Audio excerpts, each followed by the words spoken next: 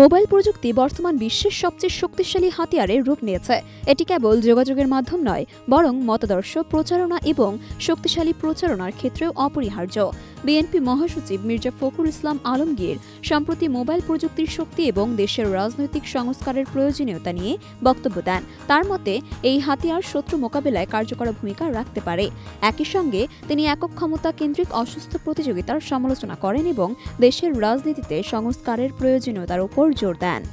মির্জা ফখরুল মনে করেন, দেশের বর্তমান পরিস্থিতিতে রাজনৈতিক ঐক্যের অভাব ও ক্ষমতায় টিকে থাকার অসুস্থ প্রতিযোগিতা দেশকে আরও অস্থিরতার দিকে নিয়ে যাচ্ছে। তিনি বলেন, ক্ষমতায় স্থায়ী করতে হলে সেটিকে স্থির করতে হবে, আর এজন্য প্রয়োজন সুষ্ঠু ও বৈধ নির্বাচিত সরকার। তিনি উল্লেখ করেন, জিয়াউর রহমানই প্রথম একদলীয় শাসন ব্যবস্থা থেকে বহুদলীয় গণতন্ত্র ফিরিয়ে এনে দেশের রাজনীতিতে সংস্কারের সূচনা করেছিলেন। হাসিনা চলে যাওয়ার পর থেকে, পালানোর পর থেকে আমরা কেন জানি না নিজেদেরকে আবার সেই পুরো বিশ্বাস ফিরিয়ে দিতে পারছি না, ঐক্যের জায়গাটাতে থাকতে পারছি না। কি দুর্ভাগ্য যে এখন যেটা শুরু হয়েছে, এটাকে আমি মনে করি এতটুকু সুস্থ ব্যাপার না, অসুস্থ একটা প্রতিযোগিতা শুরু হয়েছে ক্ষমতায় টিকে থাকবার জন্য।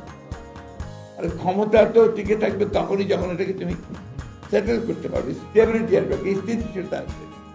তো তার জন্য আমরা যে কথা বারবার বলছি, সংস্কার তো আমরাই শুরু করেছি ভাই, আমরাই প্রথম সংস্কারের কথা বলেছি। এবং জিয়াউর রহমান সাহেব প্রথম সংস্কার করেছেন, একদলীয় শাসন ব্যবস্থা থেকে বহুদলীয় গণতন্ত্রে নিয়ে এসেছেন।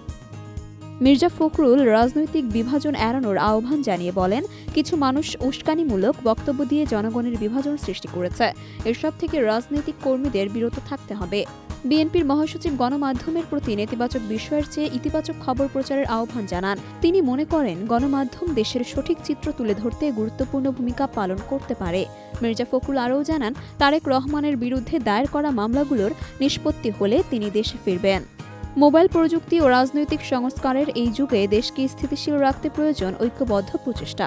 সুষ্ঠু গণতন্ত্র, নির্বাচিত সরকার ও ইতিবাচক প্রচারণার মাধ্যমে দেশের উন্নয়ন ও স্থিতিশীলতা নিশ্চিত করা সম্ভব।